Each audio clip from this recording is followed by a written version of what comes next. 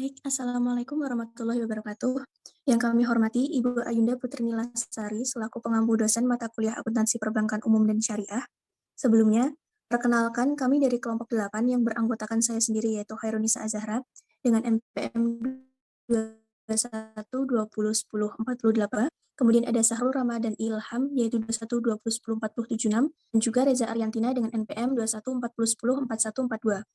Di sini kami akan memaparkan tugas kelompok kami terkait analisis perbedaan penyajian laporan keuangan bulanan dengan laporan keuangan triwulan pada bank konvensional, yaitu Bank BNI tahun 2019, dengan Bank Syariah, yaitu Bank Mega Syariah tahun 2021. Selanjutnya, penjelasan mengenai perbedaan penyajian laporan keuangan bulanan dengan laporan keuangan triwulan akan disampaikan oleh rekan saya. Waktu dan tempat saya persilahkan. Baik, saya akan menjelaskan pada laporan neraca bulanan. Yang pertama pada Bank BNI bulanan dan Bank Mega Syariah.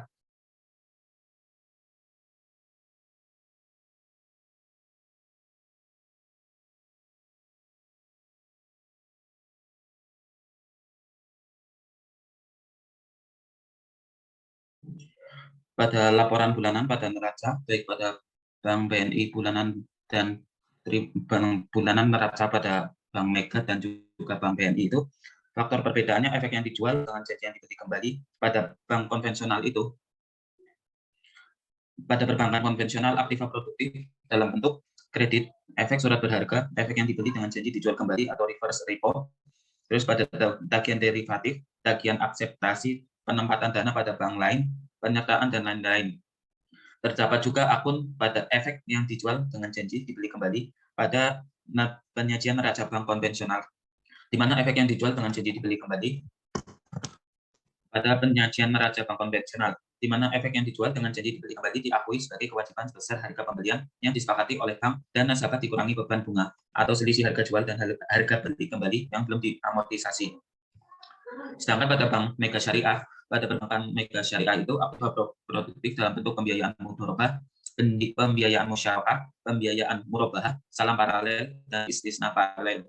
Sedangkan pada Bank Mega Syariah tersebut tidak terdapat akun efek yang dijual dengan jadi dibeli kembali, karena pada PJOK atau Peraturan Otoritas Jasa Keuangan pasal 26 tidak mengatur tentang ketentuan mengenai akun efek yang dijual dengan dibeli kembali atau repo.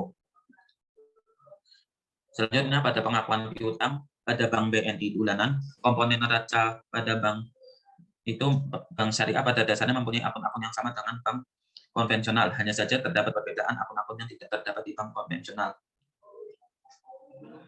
Sedangkan pada Bank Mega Syariah, pos-pos yang tidak terdapat di bank konvensional yang terdapat dalam laporan keuangan Bank Mega Syariah itu adalah piutang murabahah, piutang sewa, piutang istisna, piutang multi jasa, dan piutang kor. Sedangkan pada bagian pembiayaan bagi hasil dan sewa, pada Bank BNI, aktiva produktif itu dalam bentuk kredit, efek atau surat berharga, efek yang dibeli dengan janji dijual kembali atau reverse repo, tagihan derivatif, tagihan akseptasi, dan juga penempatan dana pada bank lain, penyertaan, dan lain-lain. Sedangkan pada Bank Mega Syariah bulanan itu dalam laporan keuangannya itu terdapat akun pembiayaan, di mana penyediaan dana atau tagihan yang dipersamakan dengan itu berdasarkan persetujuan atau kesepakatan antara Bank Mega Syariah dengan pihak lain yang mewajibkan pihak yang dibiayai. Pada perbankan syariah ini, aktiva produktif dalam bentuk pembiayaan mudharabah, pembiayaan musyarakah, dan lain-lain. Sedangkan untuk transaksi penghimpunan dana masyarakat, pada Bank BNI bulanan disebut sebagai simpanan, yaitu dana yang dipercayakan oleh masyarakat di luar bank kepada bank berdasarkan perjanjian penyimpanan dana. Bentuk-bentuk simpanan dalam laporan tersebut diantaranya adalah giro, tabungan, simpanan berjangka, dan lain-lain. Sedangkan pada Bank Mega Syariah bulanan, di situ tersebut sebagai al-wadi'ah, yaitu titipan nasabah yang harus dijaga dan dikembalikan setiap saat apabila nasabah yang bersangkutan menghendaki pada laporan tersebut, dan juga simpanan berupa giro, tabungan, dan deposito. Baik, selanjutnya saya akan memaparkan terkait perbedaan penyajian laporan laba rugi pada bank konvensional BNI dengan Bank Mega Syariah. Yang pertama yaitu terkait penyajian akun pendapatan operasional. Pada bank konvensional yaitu Bank BNI, pada perbankan konvensional ini pendapatan operasi utama terdiri dari pendapatan bunga, pendapatan komisi dan provisi, serta pendapatan jasa lainnya. Sedangkan pada perbankan syariah, pendapatan operasi utama terdiri dari pendapatan dari jual beli, pendapatan dari sewa, dan pendapatan dari bagi hasil. Pendapatan dari jual beli terdiri dari pendapatan margin murabahah, pendapatan besi istisna, multi jasa dan ujaroh, dan pendapatan dari dan bagi hasil terdiri dari pendapatan bagi hasil mudharabah dan pendapatan bagi hasil musyarakah. Kemudian perbedaan selanjutnya yaitu pada pendapatan bunga pada perkreditan. Pada perbankan BNI, pendapatan bunga diakui secara akrual, sedangkan pada perbankan syariah tidak diakui pendapatan bunga di dalam pelunasan kredit. Kemudian perbedaan pengakuan beban bunga pada perkreditan. Pada perbankan konvensional, beban bunga diakui secara akrual, sedangkan dalam perbankan syariah tidak diakui beban bunga, karena tidak terdapat bunga di dalam pelunasan kord dalam hal bank bertindak sebagai peminjaman kord, kelebihan pelunasan kepada pemberi pinjaman kord diakui sebagai beban. Kemudian perbedaan laporan komitmen dan kontingensi antara Bank BNI dengan Bank Mega Syariah, yaitu pendapatan dalam penyelesaian. Pada bank konvensional terdapat akun tagihan kontingensi yang berisi pendapatan bunga dalam penyelesaian berupa bunga kredit yang diberikan dan bunga lainnya. Sedangkan pada bank syariah terdapat akun tagihan kontingensi yang berisi pendapatan dalam penyelesaian yang memuat berbagai aktivitas yang dilakukan dalam bank syariah. Selanjutnya laporan tribulanan. Pada penyajian laporan keuangan bank konvensional maupun syariah tribulanan, yang kami analisis tidak ditemukan adanya perbedaan dengan laporan keuangan bank bulanan dari sisi neraca, laporan laba rugi, dan laporan komitmen dan kontingensinya. Perbedaan yang terlihat antara laporan bulanan dan tribulanan hanyalah pada adanya laporan keuangan bank konsolidasi yang menyajikan informasi kepada stakeholder terkait, memberikan informasi kepada pemilik dan manajemen perusahaan induk terkait kinerja dan situasi keuangan anak perusahaan. Dalam laporan keuangan bank tribulanan terdapat penyajian laporan rasio keuangan dan berikut merupakan perbedaan laporan rasio keuangan bank konvensional dan syariah.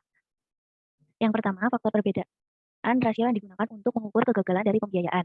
Dalam bank konvensional, rasio yang digunakan adalah rasio NPL atau Net Profit Loan. NPL sendiri adalah sebuah rasio yang digunakan untuk mengukur besar kecilnya presentase kredit bermasalah pada suatu bank. Sedangkan pada bank syariah menggunakan rasio NPF, yaitu Non-Performing Financing, yang digunakan untuk menggantikan konsep pinjaman atau loan. NPF dapat diartikan sebagai pinjaman yang mengalami kesulitan pembayaran sama seperti NPL. NPF merupakan kredit yang bermasalah. Yang kedua, terdapat akun net imbalan dalam laporan keuangan bank syariah. Sedangkan dalam laporan rasio keuangan bank syariah, terdapat akun net imbalan yang digunakan untuk mengetahui kemampuan aktiva produktif dalam menghasilkan laba dengan cara membandingkan pendapatan operasionalnya dikurangi imbalan dan bonus rata-rata aktiva produktif. Sedangkan dalam bank konvensional tidak terjadi akun net imbalan. Selanjutnya, pengukuran net rasio beban biaya. Dalam bank konvensional, rasio beban diukur menggunakan rasio NIM atau Net Interest Margin yang merupakan pengukuran perbedaan antara pendapatan bunga yang dihasilkan oleh bank atau lembaga keuangan lainnya dengan jumlah bunga yang dibayarkan kepada pemberi pinjaman mereka, relatif terdapat jumlah aset mereka.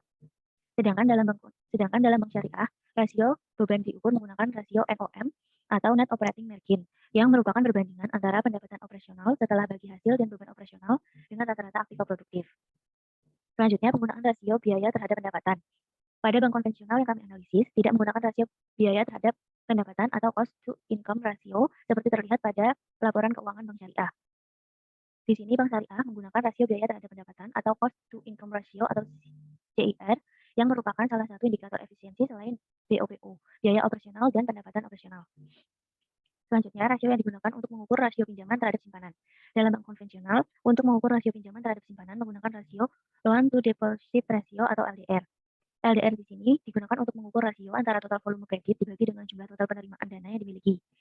Dan di dalam bank syariah, rasio yang digunakan adalah Financing to Deposit Ratio atau FDR yang juga memiliki fungsi intermediasi pada bank syariah.